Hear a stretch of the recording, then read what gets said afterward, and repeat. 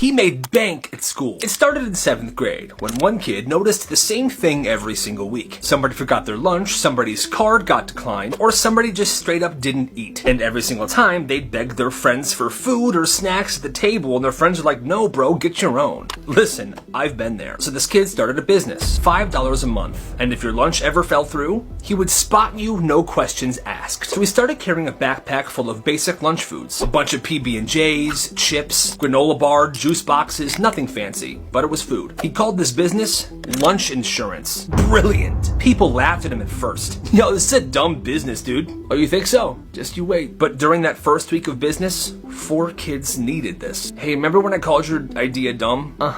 First of all, I'm sorry. Second of all, I forgot my lunch again, and I think I'm just gonna subscribe to the service. Oh, okay. By month 2, he had 22 subscribers. And now he had tiers. Bronze tier got you a basic fix of food. Basic PB&J, basic granola bar, basic juice box. The silver tier came with kind of upgraded items. Maybe a salami sandwich, a Capri Sun instead of a basic juice box, and maybe he'd throw in a Nutter Butter or something. And gold's tier had even better items, and on top of that, hot Cheetos. He had a clipboard and a list. This guy was official. And guess what, my friends? Business was absolutely booming. Eventually, a teacher saw him divvying out snacks to people. She thought it was a black market. Well, the kid explained it. Clipboard, the tiers, lunch insurance, customer feedback. The teacher just stared at him and said, "You might be a genius, but stop with the hot Cheetos, okay? Those are banned at our school." And he did switch out the food. Instead of hot Cheetos, now he had Sun Chips, garden salsa, harvest cheddar. He was doing it right. By April, he had over 60 paying subscribers, and even a couple teachers on the list. His total revenue?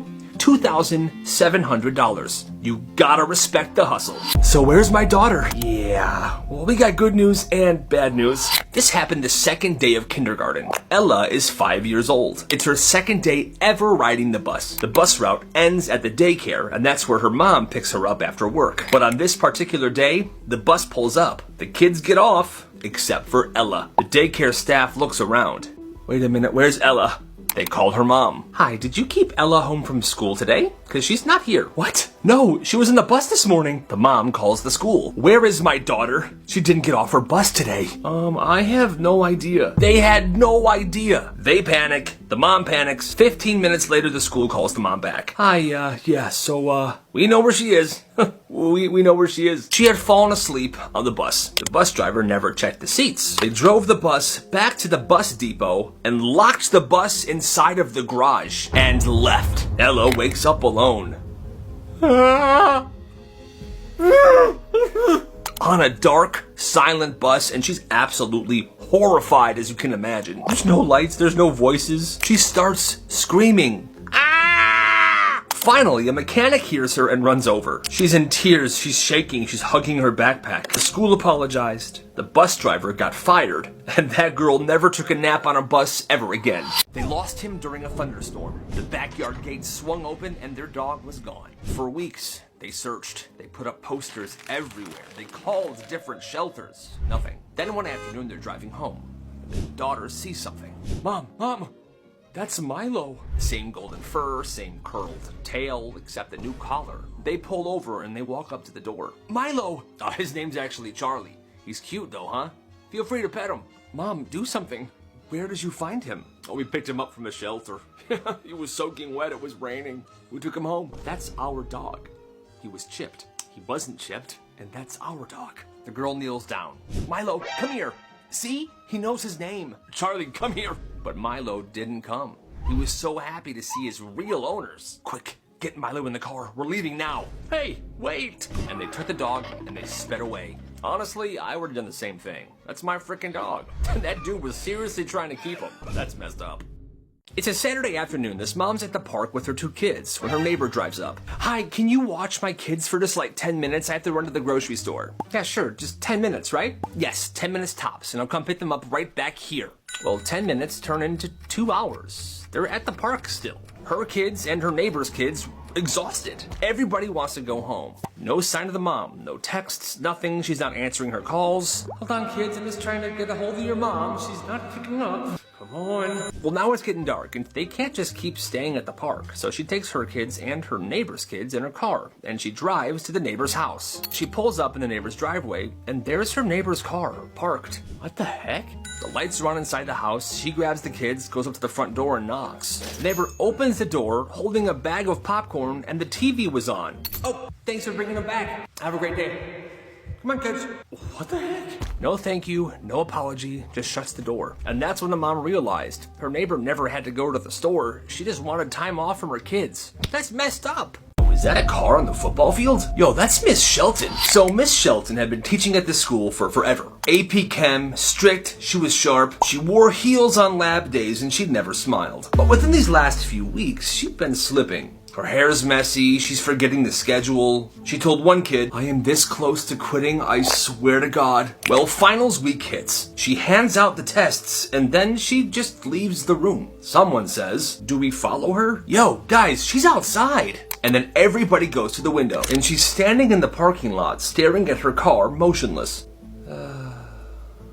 Half the class is watching, half the class is sitting back down, starting the test, when all of a sudden you hear, boom! Tires screeching. The kids run back to the window. Miss Shelton drives across the curb and onto the football field.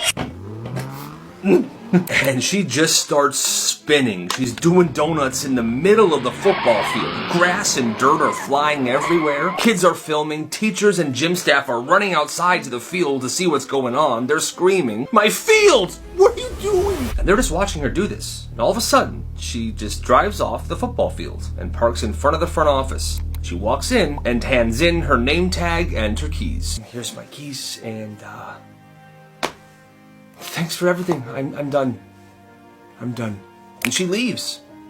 Nobody ever saw her again. Apparently, there were tire marks on that football field for weeks after this incident. Oh man, it's raining. Wait, one fall day, school gets let out and it just starts pouring rain. Sheets of rain drenching everybody running for the buses. Well, one kid looks around and instead of running to safety, he goes to the hill behind the school. He takes his backpack off and he dives straight down the muddy hill. Yo, look at Steven. They watch Steven shoot to the bottom of the hill. He's soaked, he's covered in mud, but he's laughing. He's having an amazing time. And just like that, a crowd forms and they join him. Yo, I'm next. And suddenly half the school forgets about trying to stay dry in the rain. They all start to embrace it. They're lining up, one after the other, sliding down this muddy hill. Yo, this is so much fun, right? People are covered in mud, their shoes are ruined, their clothes are just dirty. But for that one afternoon, nobody cared at all. It wasn't about looking cool or staying dry or getting home. It was just pouring rain, a muddy hill, and a ton of frickin' fun. And that's absolutely beautiful. Recess used to be the best part of the day, but this school ruined it. It started after one kid tripped during freeze tag. The kid hit his head, and the school banned running.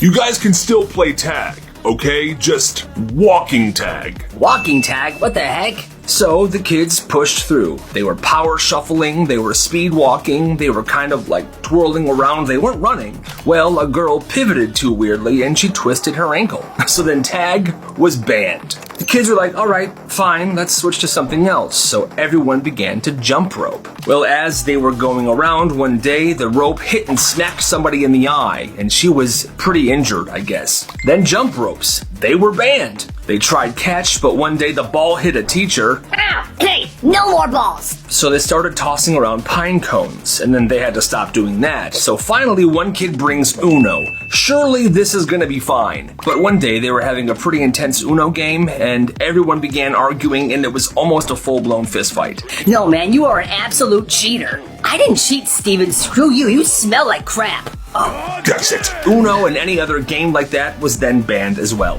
By spring, there was like nothing they can do. No balls, no ropes, no running, no cards, no pine cones. And at some point, it stopped being recess. It was just kids walking around aimlessly under adult supervision. No talking in groups, absolutely no messing around. They started calling it the yard, like a prison yard. And that's exactly what it looked like. I mean, come on. What's recess without a little risk? This class was visiting colleges. They were all on a bus to visit one of these local colleges. Well, this junior was sitting by his girlfriend. Now, these two had been dating forever. Everyone knew them as that couple. But halfway through the bus ride, and Kevin, we gotta talk. She breaks up with him on the bus. I can't do this anymore. You're an embarrassment to me. I have bigger things I want to do with my life. And you're gonna hold me back. I'm done.